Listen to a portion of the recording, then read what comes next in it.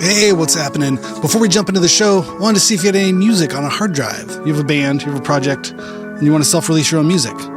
Well, there's an easy way to do it. You can go to distrokid.com/VIP/hyphenate and go get your music up on all the streamers. You keep 100% of your royalties, and you can get 30% off by using this code.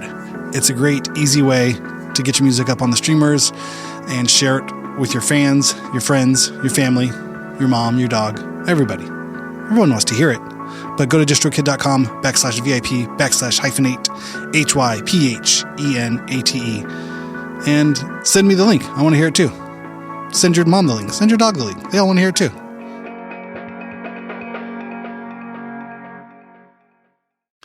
We'd like to thank our sponsor, iZotope, the absolute leaders in intuitively designed plugins for audio restoration, mixing, and mastering. At iZotope.com, you'll find a plethora of tools and suites that will enhance your audio production, whether it's voice, video, podcast, or a full production recording session. Check out the industry-standard audio repair tool, RX11, or the multi-tool mixer plugin, Neutron 5, or the powerful Ozone 11 mastering suite, plus tons more. Go to iZotope.com and use the code FRET10 at checkout for 10% off. That's FRET10 to get 10% off at checkout. And again, the website is iZotope.com, IZOTOPE.com. If you're a Ramones fan, there's no other fan for you. There's no other group for you. Real Ramones fans. You know what I'm talking about. That is the band for them. And it's just like a baseball team or American football team or a soccer team. That's the one you support.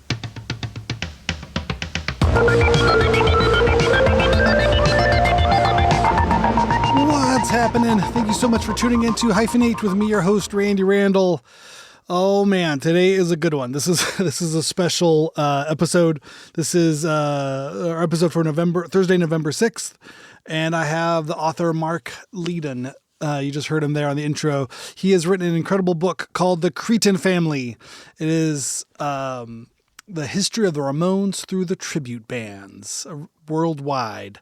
Mark plays in a Ramones cover band, and he thought he should do a book cataloging all of the Ramones cover bands. Now, some of you out there may have seen a Ramones cover band this last Halloween or have participated in being in Ramones cover bands, but this book categorizes and catalogs all of the full-time Ramones cover bands that are fully functional all year long, all over the world, in South America, in Japan, in the UK where Mark is obviously based. This is a fun conversation. There were moments of this conversation where I was like, it was almost sounding like a Fred Armisen character I'm talking to.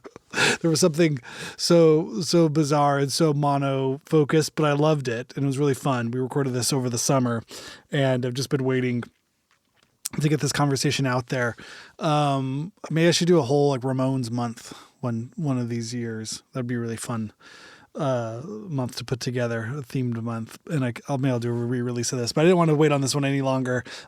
Go get Mark's book. It's called Cretin Family, or Cretin, History of the Ramones Through Tribute Bands. You can go to his website, Ramones.com.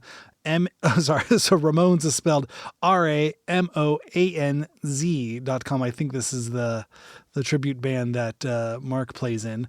Again, that's RAMOANZ.com, Ramones.com. You can get a link there to buy the book directly from him, or you can go to the old Amazon and find it there too. They got it, and as well as tons of other great Ramones books.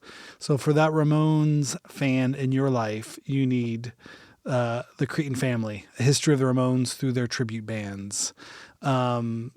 It's a really fun book, and it's really, it's for the fans, and this conversation's for the fans.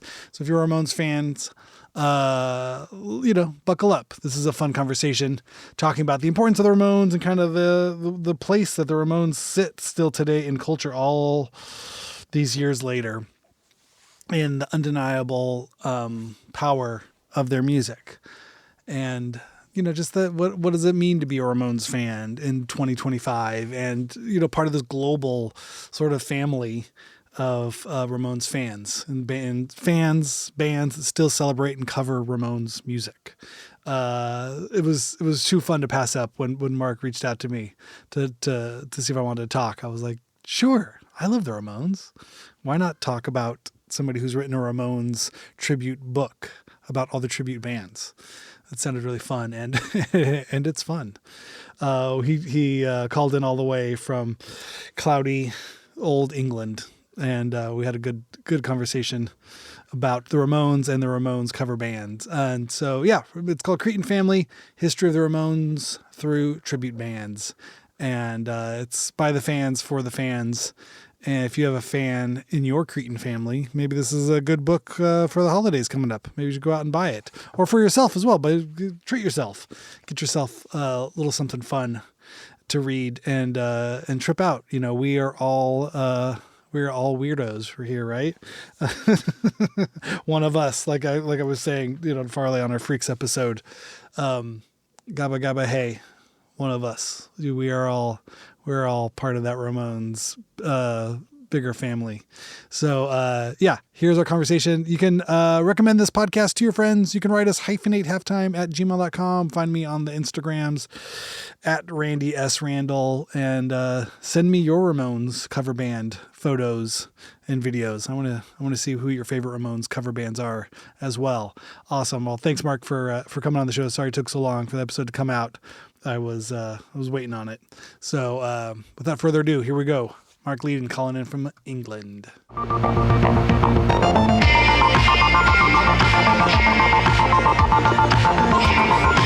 Hi, Mark. Welcome to Hyphenate. How are you doing today? Yeah, great. And thanks for having us on your show. It's really good to be here. Absolutely. Yeah. I mean, you hit me up to let me know about the book, Cretin Family, a story of the Ramones through the cover bands. Is that correct? Can you tell me a little bit more about the project? Well, that's right. Well, it all started, I guess. I'm a massive Ramones fan. Right from when I was a teenager. I probably first heard him in about early 1977. At that time, I called myself a bit of a little Englander because the punk explosion was happening in England. I knew of the Ramones, but it was more the scene was the Pistols and the Clash and the Stranglers and the Damned and the like.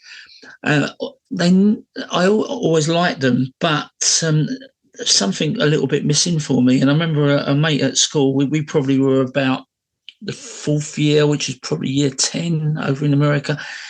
And he gave me one of those old cassettes, one of the old tapes, you know, the one you kind of wind with a pencil. And it was the first album. He goes, these are pretty quick.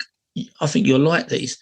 Gave me the tape and I was just blown away from the first time from the first song, Blitzkrieg Bop on the album, to the last one, Today You Love Tomorrow the World. I just absolutely loved it. Next day, I went down the local shop and bought the album, and I remember being absolutely transfixed by that album cover. The four Ramones against the wall, thinking, who the hell are these? You know, are they going to mug you? Or who are these? Are they drug dealers? Who are these geeks? Yeah. But then soon after, I remember probably about 15, went down one of the markets in London, bought myself a leather jacket to become one of those family, one of the clan. And that was kind of my story initially, how I got into Ramones. And then a couple of years later, when I was a bit older, saw them at the first time, which probably was about January 80, the first time I saw them. So I was 17, 18. And again, just absolutely loved them. Just the 1, 2, 3, 4, the Johnny and Dee Dee, the way they moved, the wall of noise. And I was absolutely. Where was that show at? Do you remember what venue that was? Yeah, it was the same place as the famous It's Alive concert at the Rainbow in Finsbury Park, which is in North London. Not obviously the same gig. It was a couple of years after, but it was a great venue for gigs. Quite a nice building as well. Not like your normal modern day. It was an old-fashioned kind of art decor kind of building, but it was just just absolutely fantastic. I remember the gig. It wasn't my favourite gig. Our favourite gig a few years later, I was right up. It was a place called Apollo Victoria, so in which is kind of central London, and it was dubbed as the Midnight Madness gig because the gates opened at 12 o'clock. It came on at 1. Wow. And I was right in front of Johnny, and I remember Johnny gave me a pick, plectrum, right in front of him. That was my favourite one. And another thing that was memorable about it was that about halfway through the concert, Dee Dee gave his bass to someone in the crowd, and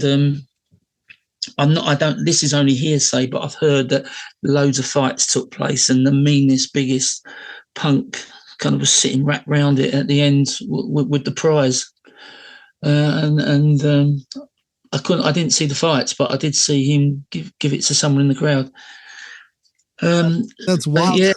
Tell me a little bit about just, like you're saying, that obviously punk, what the explosion was happening in London. It sounds like, were you based in London? Did you grow up in London? Yeah. So I'm South London, Battersea. Okay. Very for the Power Station, the Pink Floyd album. And the Park and the Battersea Dog Zone, which is kind of world famous.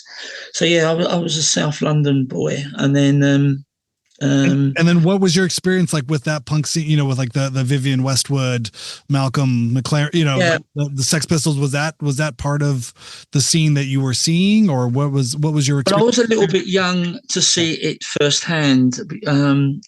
So I was probably about 76, I would have been 14, so a little bit young, but I soon kind of got into it after and was regularly going to the gigs and in London, and it was good. What were some of those local punk bands, or the English punk sort of experience prior to the Ramones experience? I'm just so curious because for me over here, it's all things of legend. I was born in '81 and obviously grew up to kind of discover punk by the '90s and kind of come at it from a Southern California perspective via SST and Black Flag and these things which were even before my time, but as a fan. I mean, from my point of view, as I'm sounding a bit unpatriotic here as an Englishman, but there's no doubt about it that the Ramones heavily influenced the scene in America, and whether you like it or not, chronologically, it's a fact. Yeah. Chronologically, it's a fact that the New York magazine called Punk came out, which featured bands like the Ramones and Blondie and people like Lou Reed and stuff like that.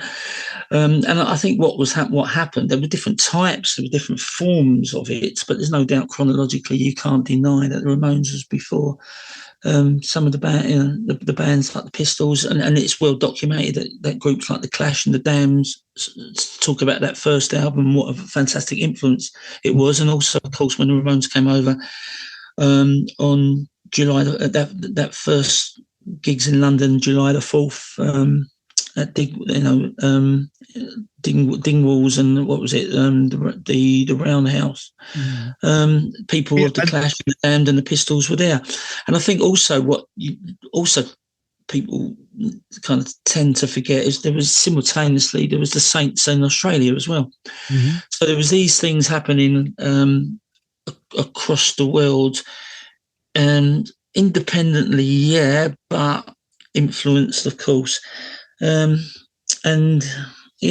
was kind of my upbringing. But fast forwarding to your question, I kind of went off the question about the book. What happened was, after Ramones packed up, really, what happened for me was I started going to see Ramones tributes, and I saw 5 or 6 in England, all a little bit different.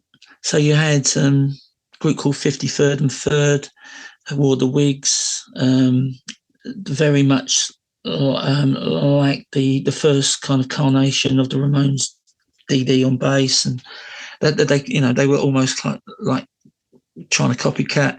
The group called the Shamones from Wales, I saw those. There was a 3-piece. They didn't try to imitate Ramones, and they had their own style. Ramonas, all female band. There was a group called the UK Ramones, which rather than being like the DD era, that they played with people dressed up as CJ and Marky, and very much were playing the last album. The last Loco Live, that type of live set. Another band I saw was Ramones clones, which again were all dressed, but had a little bit of a different style, and it got me thinking, how many Ramones tribute bands are there out there? You know, I'd seen 5. It was at the same time where I was starting my own kind of Ramones tribute, which might want to come on to later. So I'm in my own Ramones tribute band.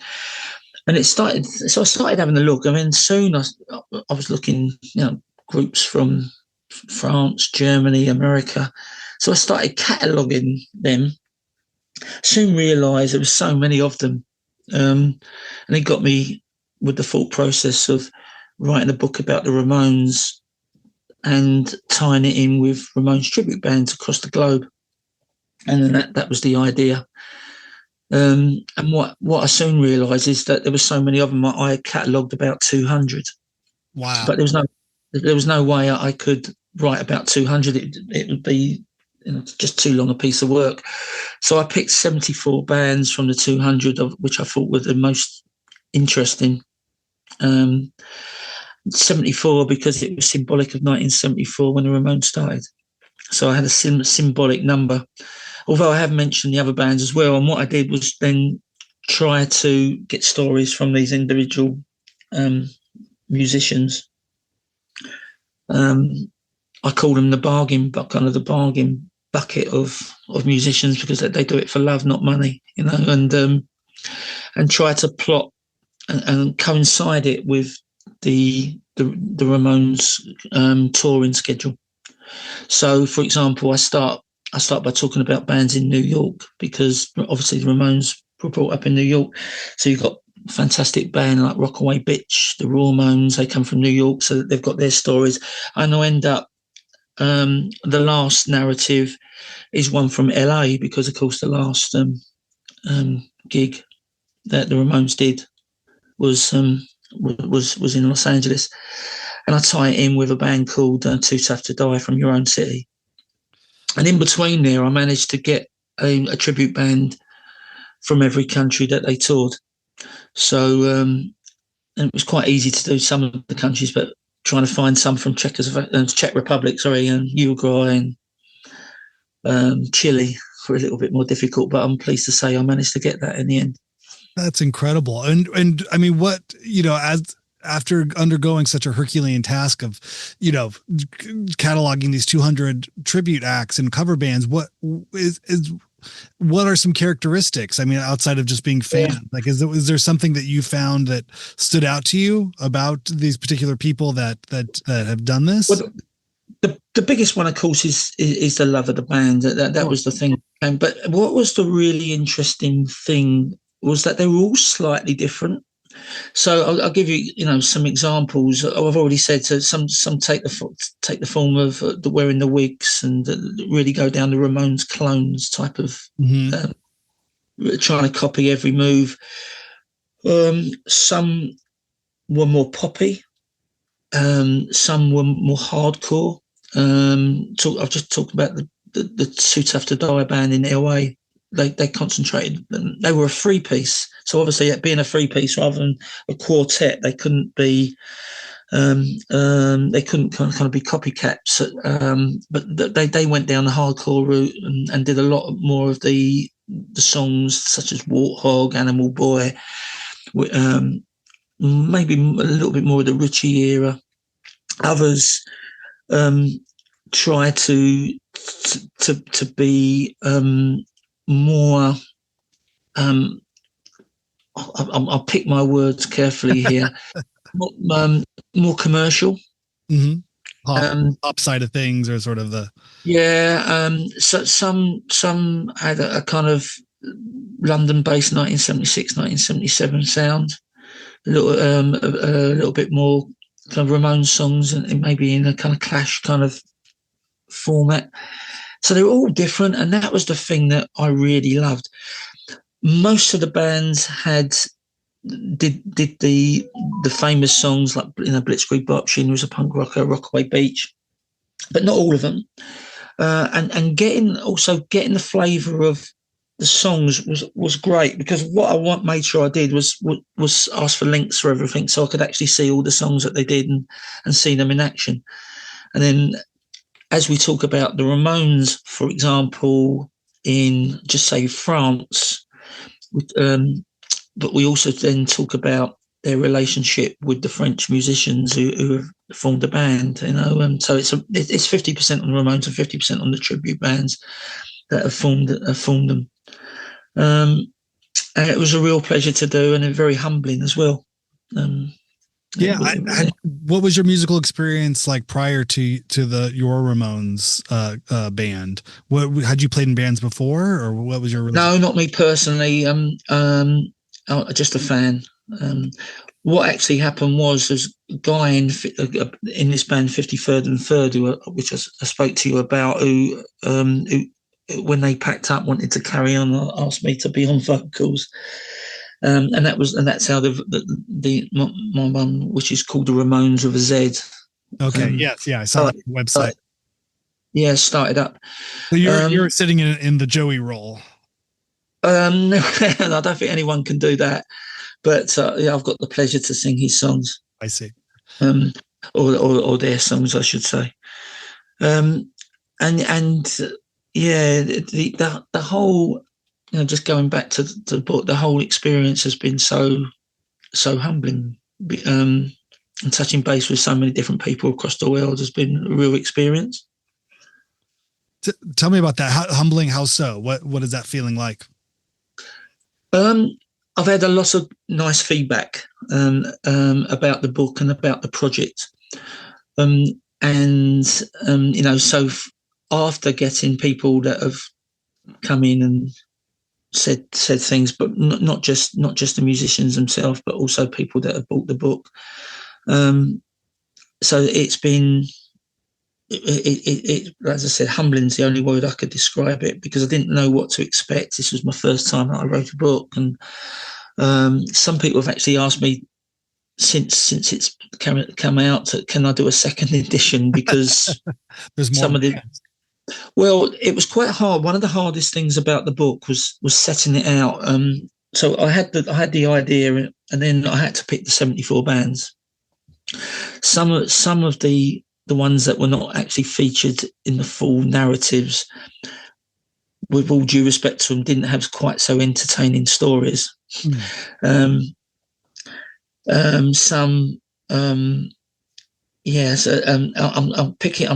being trying diplomatically. So, and also, of course, I had to tie it in with the Ramones toured. I see. So, which was part of my, so that was another feature of it. But so I had to pick and choose. And now, like some people, there's been since I did the book, there's been new bands in Japan. I know a new band in Argentina, plus some of the bands that didn't get chosen.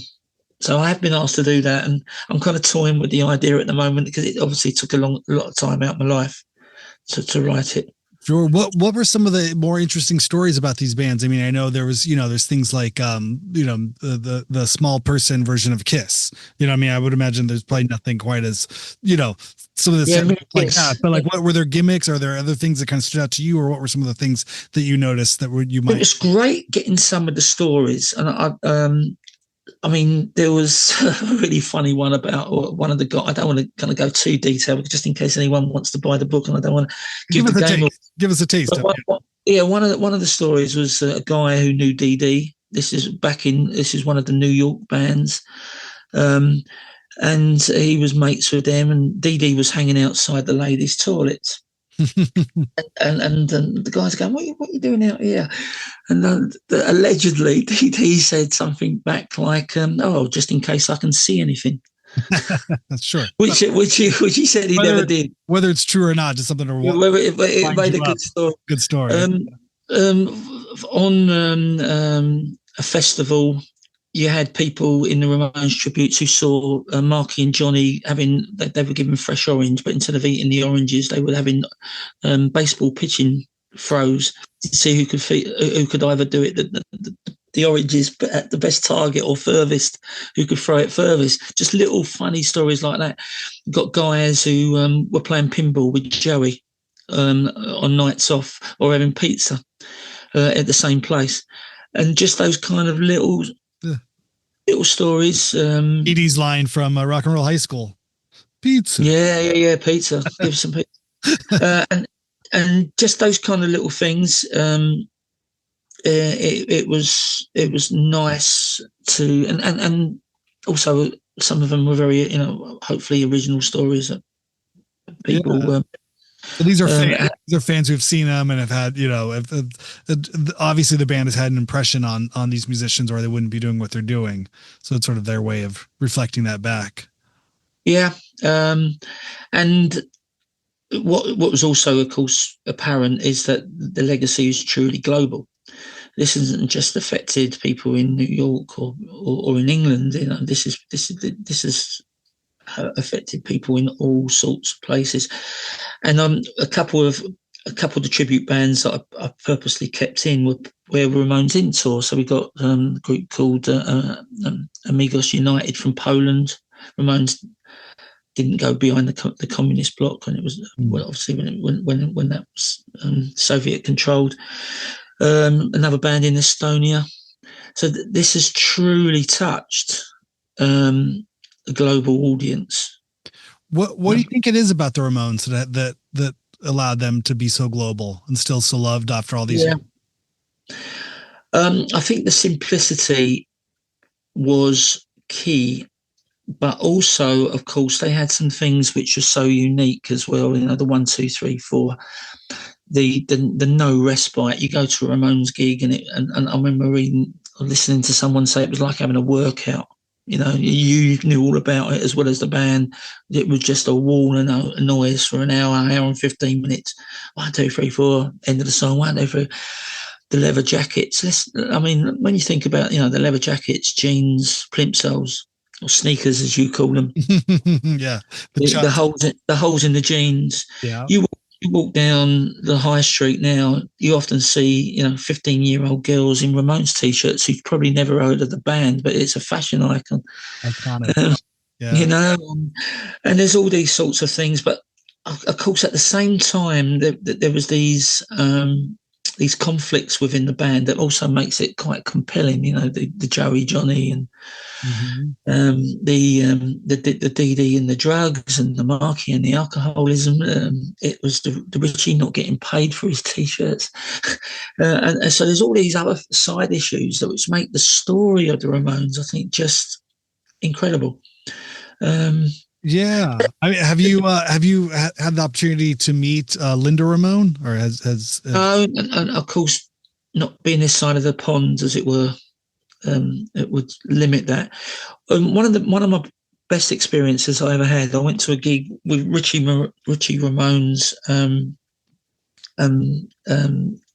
a private band. His independent brand. And it was a place in Watford, which is in Hertfordshire, just north of London. And I was fortunate enough; he got me up on stage to sing with him "I Want to Be Will," which was I got some photographs of me up there with Richie.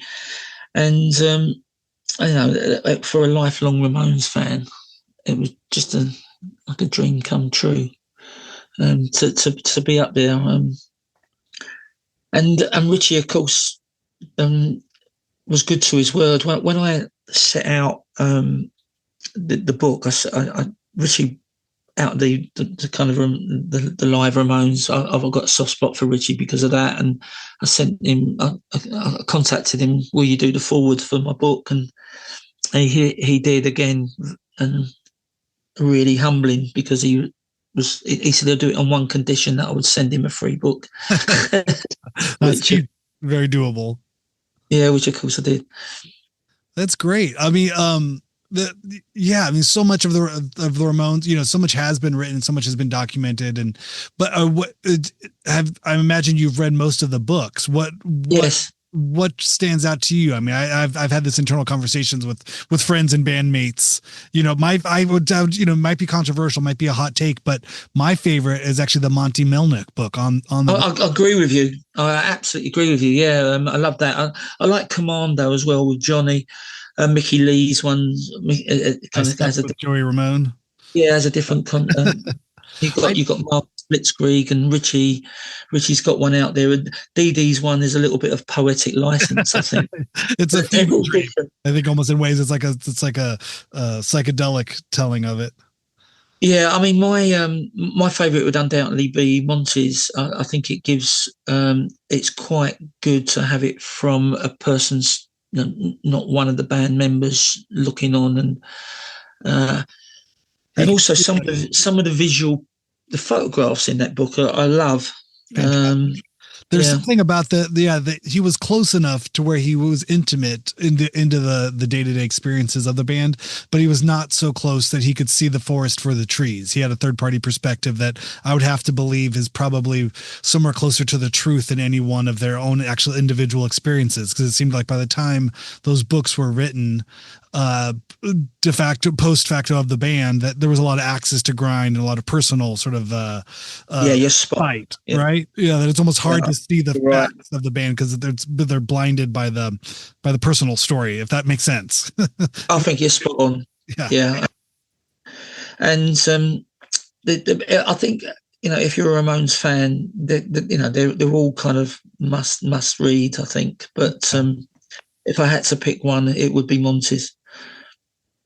Yeah, it's incredible. He's a great follow on Instagram as well. I follow him there on Facebook. He always seems to have, he seems to be still a good sport and goes out to the art shows and to the photo shows and shares a lot of those memories still. I'm still just fascinated by this idea of, a band, I think, again, kind of coming from my perspective, the Ramones, the quintessential punk band, but they were also on a major label, which sort of seems, like from my perspective from the 90s, kind of coming of age of the 90s, where it was so much about the underground, the DIY, independent sort of record labels and scenes, that, they were very much an above ground band. It never to the height of the success that they were looking for. They always wanted that hit. They can never quite get it. I think is well documented, isn't it? And someone else once said they wrote hit after hit, but no one ever bought the song. The challenge of that, of a band wanting a hit so bad that they wrote so many hits without, and it was just the wrong time, or maybe they're ahead of the curve. Yeah, I think from an English, something that I've heard in England quite a bit about them. You've got, of course, the absolute hardcore Ramones fans who just absolutely love them in England, just like in every other country. But of course, there's always the people saying about the Pistols and the Clash and stuff like that. I think the one thing that a lot of people in England say they didn't like quite as much the image. They didn't have the spiky hair, which went with a punk in 1976, 77. And I've heard that many a time from other punks at gigs and stuff like that they would, they liked it when, for example, DD had his spiky hair in, what was it, 84 or whatever it was, with the Too Tough to Die album. So I've heard that criticism. But how can you not be punk enough when you're the forefathers, the godfathers of the punk scene? I would disagree. It doesn't matter. Don't look punk. You're like, how do you not look punk? They've created it. You created it. I think you're absolutely right. And but I think that's I have heard that more than once, if that makes sense. That might be an insight. I wouldn't agree with it. Sorry. What I was going to say is that they wrote the blueprint for me. So I'm not agreeing with that as such, but I have heard it. I think it almost belies the shameful side of popular culture, in that, Billy Idol was just looked better than Joey. Yes. You Yeah. put two Yeah. photos Yeah. side by side, and regardless of the content of the music or the historical context of the band, you have this good looking lad with the bleached blonde, Bleach blonde. Yeah. and no t-shirt on, and a snarling lip, and a glove, glove fist. Joey would Yeah. never look like that, and No. No. therefore the popular sentiment would go towards the Sting clone versus. Yeah. No. versus You're right. You're right. I think something I forgot to say, which just you might find interesting. And whether this is true, I don't know. But I've been told that I'm the first person to try to catalogue any tribute bands, not just the Ramones, but so one of the people in the publishers told me that as far as they're aware, no other person has tried to do that. So that was quite nice little comment. Yeah, I mean, it's definitely interesting. I mean, I think there's been the documented idea of the tribute and some of these things, sort of the documentation of some of it. But yeah, as a catalog of it, there isn't really necessarily. I guess I should ask: is there a particular like Ramones Fest, or is there a worldwide sort of celebration for the Ramones? There's not really we don't really have like a Ramones Day or something. Look, funny enough, I got contacted by a guy called George DuBois, I don't know if I've said that wrong, who's one of the photographers, official photographers. He did the Too Tough to Die out. Have you got the Too Tough to Die album with the tunnel, which is the most famous photograph of the Ramones, talking about having exactly that and maybe having some kind of competition, which he thought would be a good idea to have it in Argentina because of the popularity in South America. Although the weather's good year round. It's got to be in New York, I think. But and to have some whether and of course whether that could kick that off the ground, I don't know. There's things on Facebook and other social media platforms which are also like Ramones tribute collectively, but no such day. Linda has done the Johnny Ramone memorial concerts here in Los Angeles, Hollywood, where the statue is, and it's kind of a star-studded affair. Yeah, of course you got Joey's birthday bash, which and stuff like that. But it's something maybe to think about because from my point of view, they changed the face of music for me, and in so many different ways, and popular culture. Absolutely, it's their world. We're just living in it. Yeah. Well, we only got a couple minutes left here. I would love for you to tell me and the audience a little bit about where to get the book, what's the best way to support you and follow you for updates and more information. Oh, yeah, thank you, Randy. So it's called Cretin Family. I think you say Cretin in a different way than us Englishmen, which always makes me smile. There's lots of distributors that do it. I've been told Amazon is the best, but I know some people might not like that. But so there's lots of distributors. There's two versions of the book, a paperback, which goes for about $15. And the ebook, which goes for about $5. I always say over in England, because it's $3.99 the ebook, and if you can't afford it, it's cheaper than a Big Mac. Yeah. So what can be better? What can be better than that?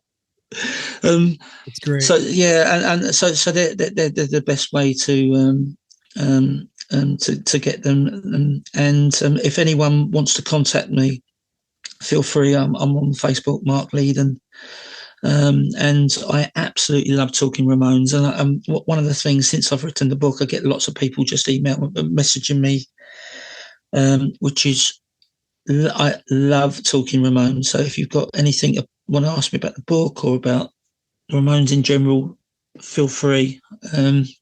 It's one of my pastimes. Yeah, what's the latest on this film? Have you heard anything else with Pete Davidson supposedly playing Joey Ramone? And it was supposed to be based on Mickey's book, but then I know Linda. I think it's Watch This Space. I'm not sure with the legal battles or. Yeah, I can't say I'm excited about Pete Davidson, but anything Ramones, I know I'll see it, even if it's out of irony. I would still, I'd still be curious. Well, I'm kind of the same. You've got to watch it just out of curiosity. I think, so anything I will watch it. Who knows? I think. Yeah. I'm curious to see, and it also, I mean, I think it's interesting. Just as what I guess that's the other question too, in terms of the future of Ramones tribute acts and cover bands. What are the younger? Are there younger? This is one of the things that I absolutely love about what I found out is that there's obviously there's people like myself who were first generation fans, but it's coming through.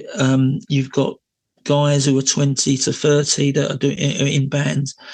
Their legacy continues, and for me, it's part of that family. That's one of the reasons why I wanted to. I toyed with having it as We Were a Happy Family, the book title, but in the end, Cretin Family summed it up because it's like a family, many a time, of lost souls, with all that collective togetherness, almost like a football team, a sports team. If you're a Ramones fan, there's no other fan for you. There's no other group for you. If you're, it's certainly, I found that of course, you like other bands, but if you're those real Ramones fans, you know what I'm talking about. That is the band for them, and it's just like a baseball team or American football team or a soccer team. Yeah, that's the one you support, and that family togetherness. When you used to go to a gig, you go to a gig in London and you'd get sold out 2,000, 4,000, whatever the big venues were.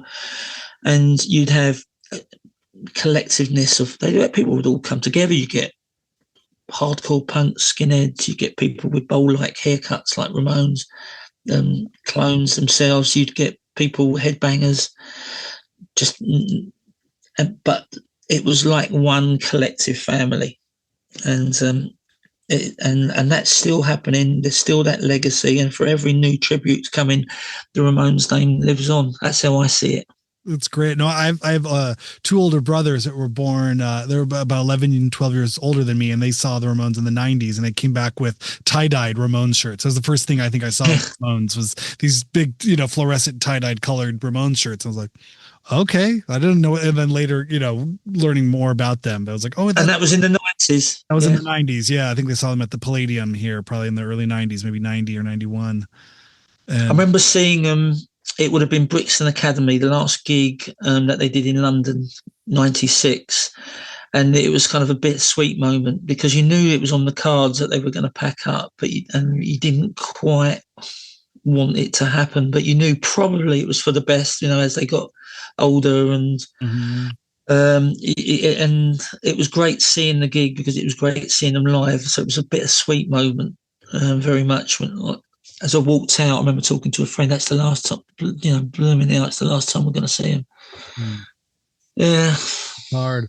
Yeah, I was going to say that in regards to the future fans, my kids. I have young kids, and I bought them right when it came out. Linda's Johnny Counts to 4 book, a children's book, a card book. And it counts. 4 boxes of or 4 bottles of Yoo-hoo, 4 movie posters, 4.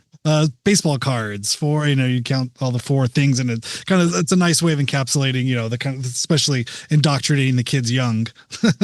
There was one of the bands that are in the book called Roamones, Ramoms, and they're based I think it was Philadelphia, and they did a kind of parody. So they would do lots of songs which were kiddie related, a lot of them. So you get, of course, the Beat on the Brat, but they would do it in a slightly different style, or When You're Teenage Lobotomy, and it was, and there's kind of irony there, with a little bit of a different audience. They were amazing that was one of the most enjoyable chapters because they were so unique and tongue in cheek. Yeah, I think my kids heard I think it's Blitzkrieg Bop or Beat on the Brat that's at the end of the Spider-Man movie. There's a Spider-Man movie that it closes with with the Ramones song, and so that made the playlist for a while for the kids in the car on the drive to school. Was they wanted to hear that song, "Hey Ho, Let's Go." Yes. Hey, we'll put it on. Okay, that's the song you guys want to hear, and they loved it. They had so much energy, but I think they got it through the Spider-Man, exposure. So any way it happens, if there's kids listening to the Ramones, it's a good thing. Yes. Yeah.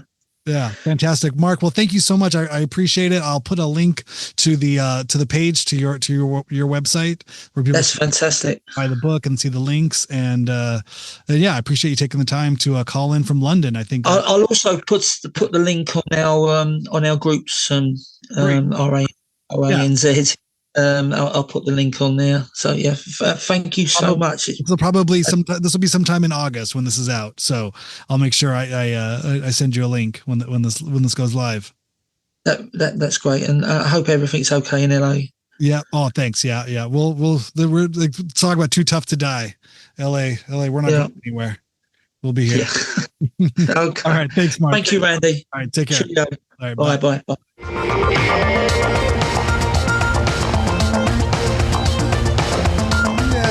Cheerio indeed. Mark, thank you so much for coming on to the show. It was great talking with you. Really fantastic book, The Cretin Family, History of the Ramones through Tribute Bands. Everybody go out and get it. You can go to Roamones.com, RAMOANZ.com, or go to the Amazons and find them there too.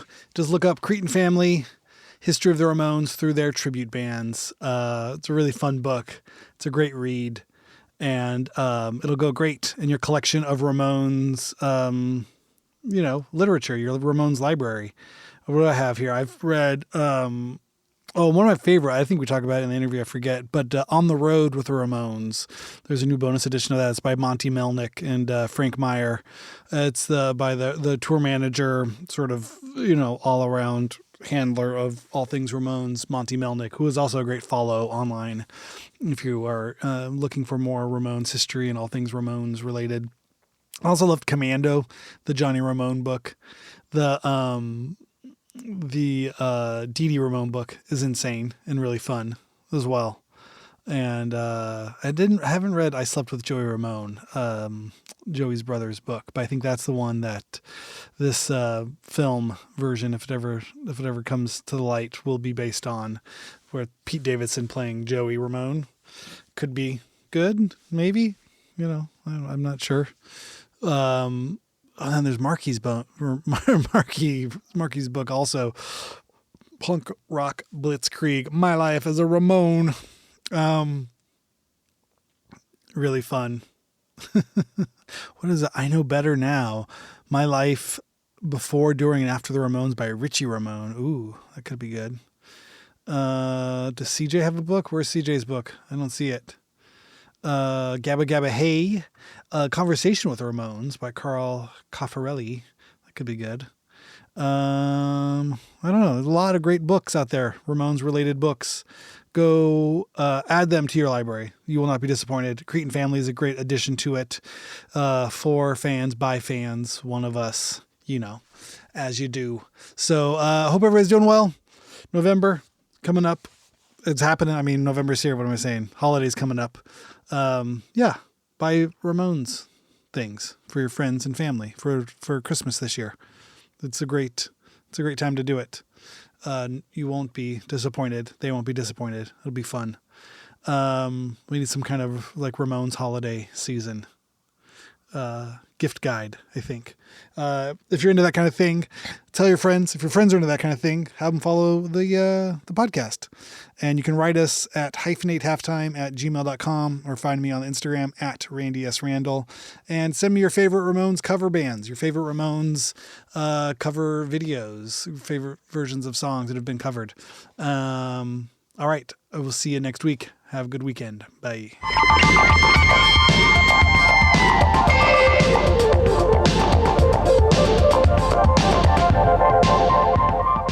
The group called the Shamones from Wales. I saw those. It was a three-piece. They didn't try to imitate Ramones, and they had their own style. Ramonas, all female band. There was a group called the UK Ramones, which rather than being like the DD era, that they played with people dressed up as CJ and Marky.